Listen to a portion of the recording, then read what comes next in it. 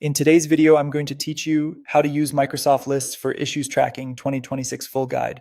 We'll build a complete issues tracker using Microsoft Lists, starting from a ready-made template and then tailoring it so your team can log problems, prioritize work, and keep everyone in the loop. First, open Microsoft Lists in your browser. From the home page, choose Create New. This is where you start a fresh list without needing to build every column from scratch.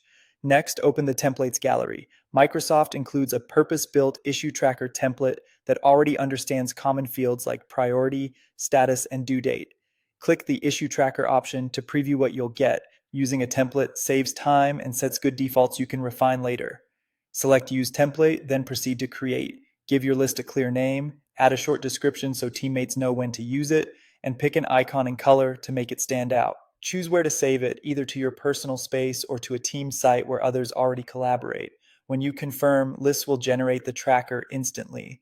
With the list created, customize the columns so they reflect how your team actually works. You can rename columns, change choice options for status and priority, and add new fields such as category, impact, or environment.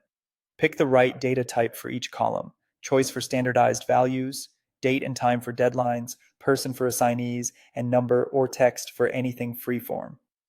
Consider marking key fields as required to ensure every issue has the essentials.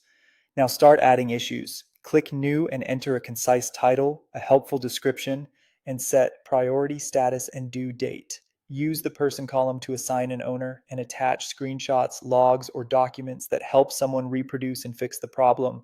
Save the item and repeat for each issue you want to track. Create views that make the data actionable. A board view grouped by status lets you drag cards across columns like open, in progress, and closed, which is great for daily stand-ups. A calendar view mapped to due date helps you see what's coming up and spot bottlenecks. Save these views for the whole team so everyone stays aligned.